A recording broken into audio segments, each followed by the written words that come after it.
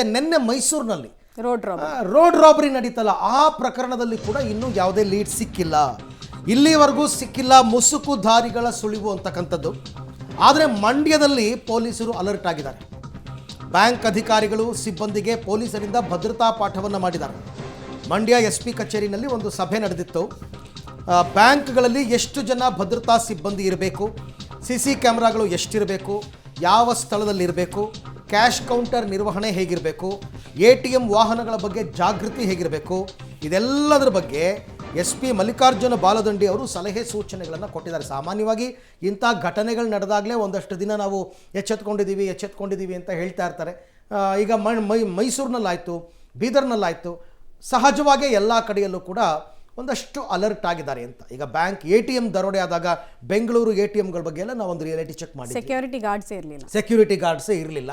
ಈಗ ಬರೀ ಪೊಲೀಸ್ನವರೇ ನಾವು ಎಲ್ಲದಕ್ಕೂ ಬನ್ನಿ ನೀವು ನಮಗೆ ಏನೋ ಸೆಕ್ಯೂರಿಟಿ ಕೊಡಿ ಅಂತ ಕೇಳೋದು, ಕಾನೂನು ಸುವ್ಯವಸ್ಥೆ ಸರಿಪಡಿಸಿ ಅಂತ ಕೇಳೋದು ಸರಿಯಲ್ಲ. ನಿಮ್ದು ಜವಾಬ್ದಾರಿ ಇರುತ್ತೆ ಖಂಡಿತ. ಆಮೇಲೆ ಬ್ಯಾಂಕ್ನವರಿಗೆ ಗೊತ್ತಿರುತ್ತೆ, ಅವರಿಗೆ ಹೊಸದೇನೂ ಅಲ್ಲ. ಅವರ ಬ್ಯಾಂಕ್ನ ಸೆಕ್ಯೂರಿಟಿಯನ್ನು ಯಾವ ರೀತಿ ಮಾಡ್ಕೊಳ್ಬೇಕು ಅಂತಕ್ಕಂಥದ್ದು ಬ್ಯಾಂಕ್ನವ್ರಿಗೆ ತುಂಬ ಚೆನ್ನಾಗಿ ಗೊತ್ತಿರುತ್ತೆ. ಆದರೆ ನೀವು ಬ್ಯಾಂಕಿಂದ ದುಡ್ಡು ಡ್ರಾ ಮಾಡಿಕೊಂಡು ರೋಡಲ್ಲಿ ಹೋಗ್ಬೇಕಾದ್ರೆ ರೋಡಲ್ಲಿ ಅಡ್ಡಗಟ್ಬಿಟ್ಟು ರಾಬರಿ ಮಾಡಿದ್ರೆ ಪಾಪ ಬ್ಯಾಂಕ್ ಅವ್ರು ಏನು ಮಾಡ್ತಾರೆ?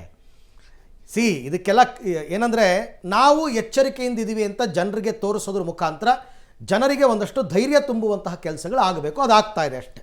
ಈ ಬಗ್ಗೆ ಮತ್ತಷ್ಟು ಮಾಹಿತಿ ನನ್ನ ಕೊಲೀಗ್ ರೋಹಿತ್ ಅವರಿಂದ ಪಡ್ಕೊಳ್ಳೋಣ. ರೋಹಿತ್, ಇದು ಇಂಥ ಘಟನೆಗಳು ನಡೆದಾಗ ಸಹಜವಾಗಿಯೇ ಜಿಲ್ಲಾಡಳಿತ ಅಥವಾ ಪೊಲೀಸ್ ಇಲಾಖೆ ಒಂದಷ್ಟು ಕ್ರಮಗಳನ್ನು ತಗೊಳ್ತಕ್ಕಂಥದ್ದು ಸಹಜ, ಮಾರ್ಗದರ್ಶನವನ್ನು ಕೊಡ್ತಕ್ಕಂಥದ್ದು ಸಹಜ. ಸೊ ಆ ನಿಟ್ಟಿನಲ್ಲಿ ಈಗ SP ಅವರು ಕೊಟ್ಟಿರ್ತಕ್ಕಂಥ ಸಲಹೆ ಸೂಚನೆಗಳು ಏನೇನು ಅಂತ? ಅರವಿಂದ್, ಈ ನಿಟ್ಟಿನಲ್ಲಿ ರಾಜ್ಯದಲ್ಲಿ ಬ್ಯಾಂಕ್ ರಾಬರಿಗಳು ಹೆಚ್ಚಾಗ್ತಾರ ಹಿನ್ನೆಲೆಯಲ್ಲಿ ಬ್ಯಾಂಕ್ಗಳ ಮೇಲೆ ಮಂಡ್ಯ ಪೊಲೀಸ್ ಇಲಾಖೆ ಒಂದು ರೀತಿಯಾಗಿ ಹದ್ದಿನ ಕಣ್ಣನ್ನು ಇಟ್ಟಿದೆ. ಜೊತೆಗೆ ಅಧಿಕಾರಿಗಳನ್ನ ನಿನ್ನೆ ಬ್ಯಾಂಕ್ ಅಧಿಕಾರಿಗಳನ್ನ ಕರೆದು ಮೀಟಿಂಗ್ ಅನ್ನು ಮಾಡಿರುವಂಥದ್ದು.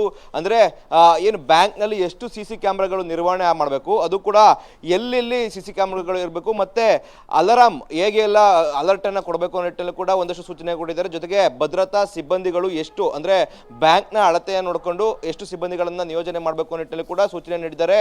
ಜೊತೆಗೆ ATM ವಾಹನಗಳು ಏನು ಬರ್ತದೆ ಅದಕ್ಕೂ ಕೂಡ ಕಂಪಲ್ಸರಿ CC ಕ್ಯಾಮ್ರಾನ ಅಳವಡಿಕೆ ಮಾಡಬೇಕು. ಅಂದ್ರೆ ATM ವಾಹನಕ್ಕೂ ಕೂಡ CC ಕ್ಯಾಮ್ರಾ ಇರಬೇಕು.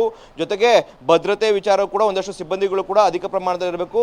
ಮತ್ತೆ ATM ಒಳಭಾಗದಲ್ಲೂ ಕೂಡ CC ಕ್ಯಾಮ್ರಾಗಳು ಸರಿಯಾಗಿ ನಿರ್ವಹಣೆ ಮಾಡಬೇಕು. ಜೊತೆಗೆ ಅಲಾರಾಮ್ ಕೂಡ ಸರಿಯಾದ ರೀತಿಯಲ್ಲಿ ನಿರ್ವಹಣೆ ಮಾಡುವಂತ ಕೆಲಸಗಳು ಕೂಡ ಆಗಬೇಕು ನಿಟ್ಟಿನಲ್ಲಿ ಒಂದು ಖಡಕ್ ಆದಂತ ಸೂಚನೆಯನ್ನ SP ಅವರು ಕೊಟ್ಟಿರುವಂತದ್ದು. ಒಂದು ವಾರದ ಒಳಗಡೆ ಈ ಎಲ್ಲಾ ಒಂದು ಏನು ಸೂಚನೆಗಳನ್ನು ನೀಡಿದ್ದಾರೆ ಭದ್ರತಾ ವಿಚಾರದಲ್ಲಿ ಅವೆಲ್ಲವನ್ನು ಕೂಡ ಅಳವಡಿಕೆಯನ್ನ ಬ್ಯಾಂಕ್ ಅಧಿಕಾರಿಗಳು ಮಾಡ್ಕೋಬೇಕು.